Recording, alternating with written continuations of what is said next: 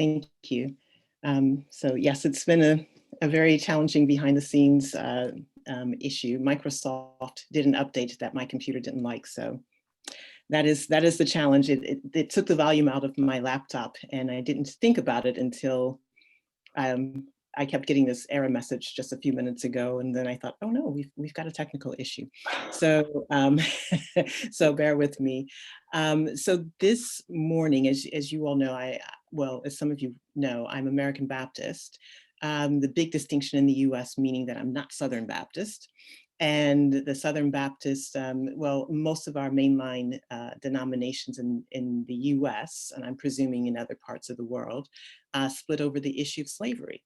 And so the Southern Baptists were the ones who fought for slavery, and the American Baptists are the ones who fought against it.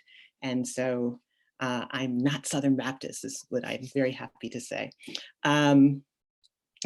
So we tend to do proper sermons, sermons. And so I'm going to approach this as I did before, as I spoke with you about Daddy's Girl. I'm going to look at at this text with you this morning about prophetic rage. So I'm looking at both the Matthew text and the Mark text. We are really working through Mark, but to be fair, the Matthew text is the one I find to be a bit more helpful. Matthew adds in a few more details that I find to be really helpful in the way I approach this topic. So if we can start with either the Matthew or Mark text, but I think it would be more helpful for you to at least have the text in front of you than for you to look at me per se. Did someone read the text? Yes, I will read. Do you want the Mark or the Matthew first, or do you say? Yeah, I think the Mark first, but the Matthew's the one I think we're going to kind of keep working with. Okay. So Jesus honors this hard word, woman's faith. Syrophoenician. Thank you. Jesus left the place and went into the vicinity of Tyre. He entered a house and did not want anybody to know it, yet he could not keep his presence secret. In fact, as soon as she heard about him, a woman whose little daughter was possessed by an impure spirit came and fell at his feet. The woman was Greek, born in Syria, in Phoenicia. She begged Jesus to drive the demon out of her daughter. First, let the children eat all they want, he told her, for it is not right to take the children's bread and toss it to the dogs. Lord, she replied, even the dogs under the table eat the children's crumbs. Then he told her, for such a reply you may go, the demon has left your daughter. Would you like to read the Matthew as well now? Yes, please. The faith of the Canaanite woman. I can read Canaanite. Leaving that place, Jesus withdrew to the region of Tyre and Sidon. A Canaanite woman from that vicinity came to him, crying out, Lord, Son of David, have mercy on me. My daughter is demon-possessed and suffering terribly. Jesus did not answer a word. So the disciples came to him and urged him, send her away, for she keeps crying out after us. He answered, I was sent only to the lost sheep of Israel. The woman came and knelt before him. Lord, help me, she said. He replied, it is not right to take the children's bread and toss it to the dogs. Yes, it is, Lord, she said. Even the dogs eat the crumbs that fall from their master's table. Then Jesus said to her, woman, you have great faith. Your request is granted. And her daughter was healed at that moment. Thank you. So the story of the Syrophoenician woman is told in these two of the four Gospels, as we've just read, so in Matthew and in Mark. In Mark's Gospel, she's identified as a Greek woman who's of Syrian Phoenician descent. And it signals to us that her ethnicity is something which troubles those around her. In Matthew's Gospel, she's called the Canaanite woman. And these two groups are very, very closely linked. And then whether we think of her as a Syrophoenician or Canaanite woman, she's someone that many scholars have argued is a woman of African descent, a woman who is Black. And this shouldn't really be shocking to us, as Black people are frequently mentioned in the Bible and often in a favorable way. So for example, Moses's wife, Zipporah, was a Cushite woman, and the term Cushite actually means Black. The Cushites were people from East Africa, around the Horn of Africa and Sudan. The writer in Song of Solomon said, "I am Black and I am beautiful." Some translations say, "I am Black and I am comely." And then there are Black people in David's army in 2 Samuel. In his groundbreaking works, Troubling Biblical Waters and Stony the Road We Trod, biblical scholar Kane Hopfelder argued about the persistent presence of Black people in the Bible. And as much of the story of the Bible takes place in various African locations, then this should not really surprise or even concern us. But in much the way people are challenged about being identified as the out group today, if they're Black or brown, or if they're from a different country, this woman is also seen as being very different. It's something that you see early in the text. And she's seen as different and less significant. Matthew's gospel says that when she cries out, Jesus essentially ignores her.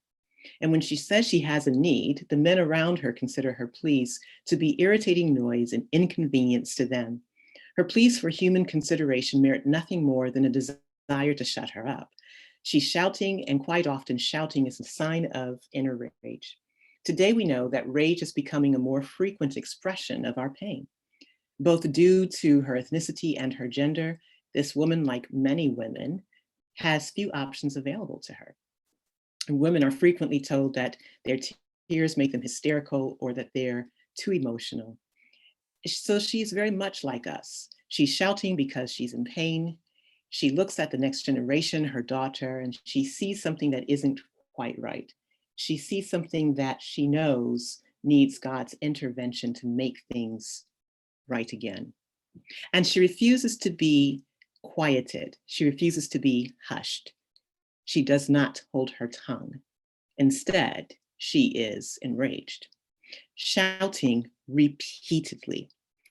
And having defined a bit of who the woman was and the possible reasons for her prophetic rage, we're going to move into the heart of our observations today, focusing on what it means to have prophetic rage. For, of course, rage on its own does not make itself prophetic.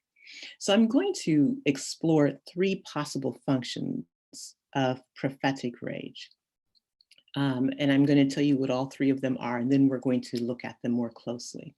So the first is that it is persistent and unapologetic. The second is that prophetic rage is rooted in faith. In the text, the faith would be faith in God. And the third aspect of prophetic rage is that it boldly challenges socioeconomic injustice. I don't think we're going to have time to flesh this out as fully as I would like, but if we did, then we would also look at prophetic rage and its propensity toward advocating not only for oneself, but for others. So, but we're going to, I think, stick with the first 3. So the first one, prophetic rage, if we can go to the slide that says premise 1, prophetic rage is a persistent use of unapologetic passion that refuses to be ignored, even when told to wait. The reality is that when someone else is in pain, it can often seem a bit of an inconvenience for us to actually use empathy and care enough to help them immediately. We hear the term social justice frequently, and there are some who may assert that this is not really a biblical concept, that God doesn't want or need us to have a genuine concern about the problems of others. Yet, there is a term in the Bible for justice, and that term is called mishpat. Mishpat, justice, is often mentioned along righteousness. Term for righteousness is tzedakah, spelled in a variety of ways, but tzedakah is the other term. Mishpat, the issue about justice, is mentioned over 400 times in the Bible. So this is a very core part of what it means to be a follower of Christ. Instead of responding with compassion, however, In Matthew's gospel, which again I find particularly helpful, even though we are also looking at Mark's gospel, but Matthew gives us this little extra insight. Initially, Jesus ignores her. And I think that's helpful because when we look at ourselves, we know that's an instinct that many of us have to ignore the persons who are in pain around us. We turn our backs, just as we see Jesus appears to do here. Then she's insulted, and then she's told basically to wait. And we too often will insult people, implying that they're somehow deficient, that their desire to be treated with full humanity is a desire for which they should wait for fulfillment. But then she challenges this. Her prophetic words get the notice of Jesus. When we refuse to identify ways to correct injustice, and when we turn a blind eye to the most vulnerable among us, then prophetic rage becomes a very just response. Prophetic rage is an unapologetic passion that persists despite being ignored, insulted, or told to wait. So that's our first point. And our second point for the Syrophoenician woman, we'll go to premise number 2 for the slide. Prophetic rage is rooted in faith. Prophetic rage is rooted in a faith fueled by determined belief in God that no statement, moral apathy, or social condition will ever impact my steady trust in a God who is and is a rewarder of those who diligently seek him. You'll recognize that last part from Hebrews chapter 11. So this woman has a prophetic rage that is focused and diligent. Notice she hears of Jesus. We hear that early in the text. She's heard of Jesus and she immediately goes to him. His turning away does not deter her. In fact, the implication is that she becomes louder. She's shouting. It's that persistence, that sound. It drives the disciples crazy. They urge Jesus to put a stop to it. And that's when we learn something very helpful.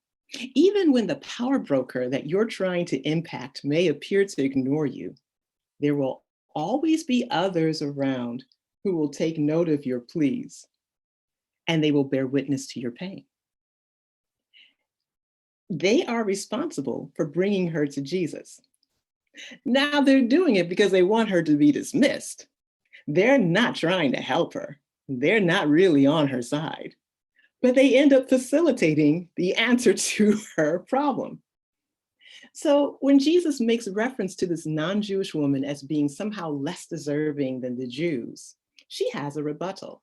And biblical scholars would say that Jesus, when he says that, the children's food should not be given to dogs, etc., that is a bit of a riddle. And her response is a very clever, responsive riddle. So he says, even the dogs, she says, even the dogs receive crumbs, with the inference that the crumbs, they fall down quickly. And the crumbs provide a measure of relief from pain, even if not enough to satisfy. That gets his attention. The New American Standard Bible for the Mark text says, let the children be satisfied first. Now, if you're not one of the children, one of the in group, that will elicit a bit of laughter because nobody's ever satisfied. You may think, well, I'll look after the people who are vulnerable, but I need a bigger house. Oh, I'm finally in a position I can get that house. Oh, well, the car, I'm having problems with the car, but I could get a new car and I can get the good price for this car. And no matter what you have, it's never going to be enough. So the children will never really be satisfied.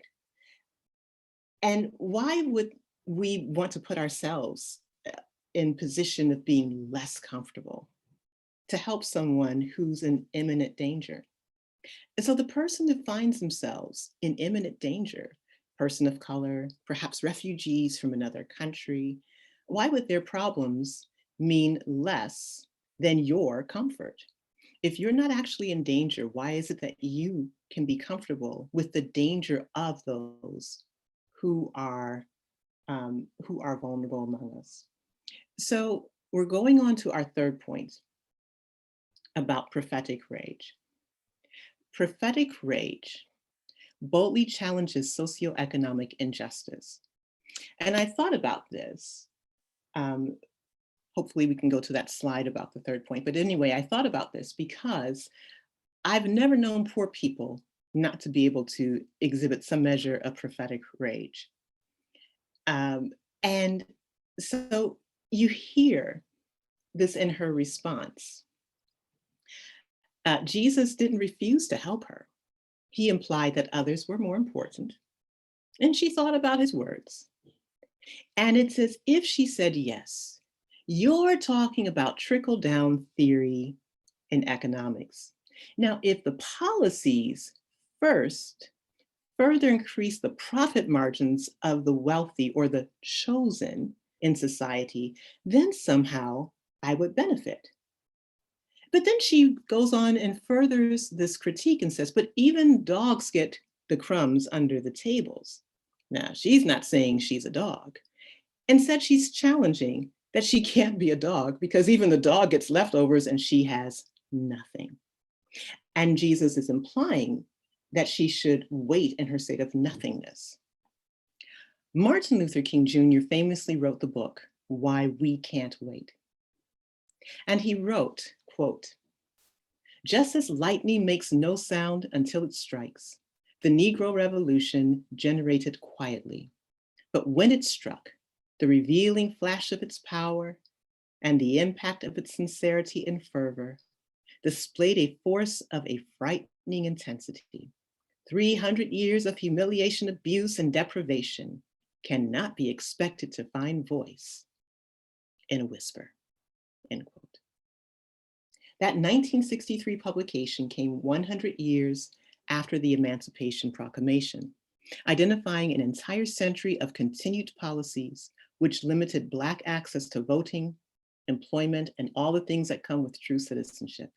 Today, Black Americans are still protesting the lack of full citizenship.